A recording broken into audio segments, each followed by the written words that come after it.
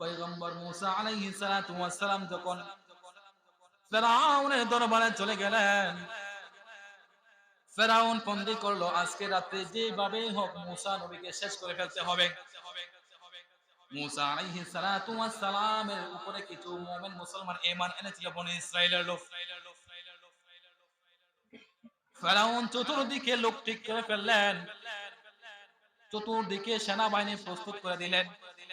আজ মাঝ রাতে মুসা এবং তার বাহিনীকে শেষ করে ফেলতে হবে।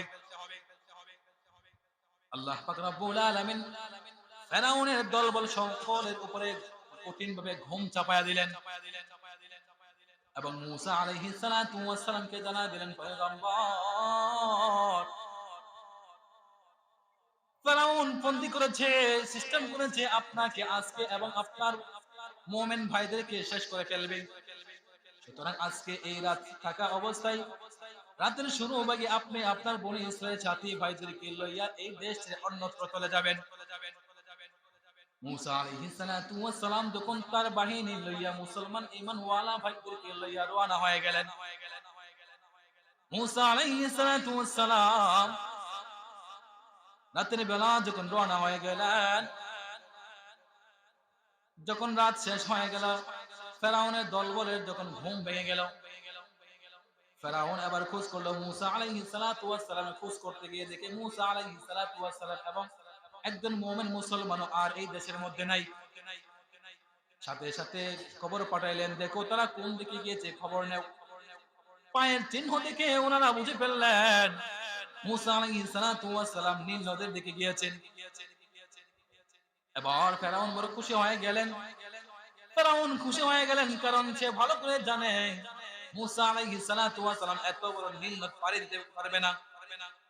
সমস্ত লশকরকে লইয়া সেনাবাহিনীদেরকে লইয়া প্রস্তুত হয়ে গেলেন মুসা আলাইহিস সালাতু ওয়াস সালামকে শেষ করার জন্য। মুসা আলাইহিস সালাতু ওয়াস সালামের বাহিনী যখন নীল নদের পাড়ে উপস্থিত হয়ে গেলেন, এমত অবস্থায় ফেরাউনের বাহিনী পিছন দিক থেকে যখন ধাওয়া করতে আসলো, মুসা আলাইহিস সালাতু ওয়াস সালাম ঈমান ওয়ালা ভাইগুলো তাকায় দেখে ফেরাউনের বাহিনী পিছন দিকে চলে আসছে। মুসা আলাইহিস সালাতু ওয়াস সালামকে দেখে বলে, পয়গম্বর পিছনের দিক দিয়ে ফেরাউনের বাহিনী, সামনে নীল নদ দেখা যায় গো পয়গম্বর, কিভাবে বাঁচবো, কোন দিকে আমরা যাবো এবার বলেন। মুসা আলাইহিস সালাতু ওয়াস সালাম চোখের পানি ছেড়ে দিয়ে আল্লাহর কাছে কান্নাকাটি শুরু করে দিলেন, মালিক আমরা এই কয়টা মুসলমানদেরকে আপনি শেষ করে দিবেন নাকি গো আল্লাহ? ও দয়ার মালিক, আমরা এই কয়টা মুসলমানদেরকে যদি আপনি শেষ করে দেন, এই পৃথিবীর জমিনে আপনাকে আল্লাহ আল্লাহ বলে আর কে ডাকবে গো আল্লাহ? আল্লাহ পাক রব্বুল আলামিন সাথে সাথে জানায় দিলেন, ওয়ালাকাদ আওহাইনা ইলা মূসা আন আসরি বিইবাদি فاضرب لهم طريقا في البحر يبسا। আল্লাহ পাক রব্বুল আলামিন জানায় দিলেন, পয়গম্বর টেনশন করার কোনো কারণ নাই, চিন্তিত হওয়ার কোনো কারণ নাই। আমি আল্লাহ তো আপনাকে বাঁচাইবো, চিন্তিত হওয়ার কারণ নাই। আপনার হাতের মধ্যে একটা লাঠি রয়েছে গো পয়গম্বর, ওই লাঠি দিয়ে সমুদ্রের মধ্যে আঘাত করেন। আল্লাহর পয়গম্বর মুসা আলাইহিস সালাতু ওয়াস সালাম সমুদ্রের মধ্যে আঘাত করার সাথে সাথে একটা দুইটা না, সাথে সাথে মোটা মোটা 12টা রাস্তা তৈরি হয়ে গেল। মুসা আলাইহিস সালাতু ওয়াস সালামের বাহিনী আবার খুশি হয়ে গেলেন। মুফাসসিরিনে কেরাম বলেন 12টা রাস্তা কেন হলো? ওনারা বলেন 12টা রাস্তা হওয়ার কারণ হচ্ছে যেন সমস্ত বাহিনীগুলো সাথে সাথে এবং দ্রুত পার হয়ে যাইতে পারে। আর একটা কারণ হলো মুসা আলাইহিস সালাতু ওয়াস সালাম এর মধ্যে যে বনি ইসরাইল গুলো ছিল তাদের মধ্যে একটা বাকামি এবং তারামি স্বভাব ছিল। এক কম তাদের মধ্যে কম ছিল 12টা। একটা কম যেই রাস্তা দিয়ে যাইতো আর একটা কম ওই রাস্তা দিয়ে তেরামি করে যাইতো না।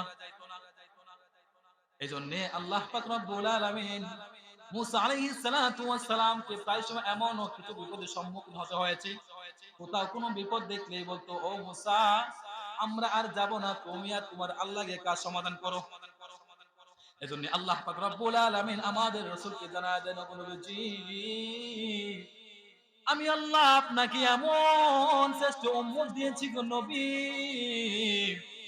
তারা আপনাকে যুদ্ধের ময়দানে কোনোদিন ফেলে আসবে তো দূরের কথা, আপনাকে যুদ্ধের ময়দানে রেখে তারা আপনার সামনে নিজের দেহটাকে ঢাল স্বরূপ ব্যবহার করতে তারা এক সেকেন্ডও দেরি করবে না। পয়গম্বর মূসা আলাইহিস সালাতু ওয়াস সালাম তার বাহিনী লইয়া দ্রুত পার হয়ে গেলেন। ওইদিকে ফেরাউনের বাহিনী চলে আসলেন নীল নদের পারে। মূসা আলাইহিস সালাতু ওয়াস সালামের বাহিনী ছিল নীল নদের মাঝামাঝি অবস্থায়।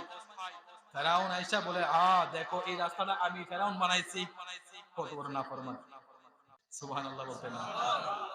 বাঁচানোর ক্ষমতা কার? আল্লাহ পাক রব্বুল আলামিন যদি কাউকে মারতে চায় তাকে বাঁচাইবার ক্ষমতা কারো নাই, আবার যদি কাউকে বাঁচাইতে চায় মারার ক্ষমতাটাও কারো নাই। মূসা আলাইহিস সালাতু ওয়াস সালাম তার বাহিনী লইয়া যখন পার হয়ে গেলেন, ময়দানে যাইতে যাইতে তিহ নামক ময়দানে যখন পৌঁছায় গেলেন, তখন সময়টা হয়ে গেছিল এশারের সময়। মূসা আলাইহিস সালাতু ওয়াস সালাম তার দলবল লইয়া শুকরিয়াতান 4 রাকাত নামাজ আদায় করেছিলেন। আল্লাহ পাক রব্বুল আলামিনের কাছে ওই নামাজটা এত পছন্দনীয় হয়েছিল, শেষ নবীর উম্মতের উপরে এই 4 রাকাত নামাজ ফরজ বানায় দিয়েছে। আল্লাহ রাসূল আমাদেরকে হাদিসের মধ্যে শোনায় দেয়, ও দুনিয়ার মানুষ শুনো, কোন ব্যক্তি যদি এশারের নামাজ 4 রাকাত জামাতের সাথে আদায় করার পরে আবার পুনরায় ফজরের নামাজ 2 রাকাত জামাতের সাথে আদায় করতে পারে, তাহলে এশা থেকে নিয়ে ফজর পর্যন্ত দাঁড়ায়া দাঁড়াইয়া নফল নামাজ সারা রাত যদি পড়তো, তাহলে এশার নামাজ এবং ফজর নামাজ জামাতের সাথে আদায় করার কারণে গোটা রাত্র ইবাদত করার ফজিলত এবং সওয়াব আল্লাহ পাক রব্বুল আলামিন তার আমলনামায় লিপিবদ্ধ করে দিবে। নামাজ পড়লে লাভ না লস? জবান খুলে বলি, লাভ না লস? নামাজ পড়বো।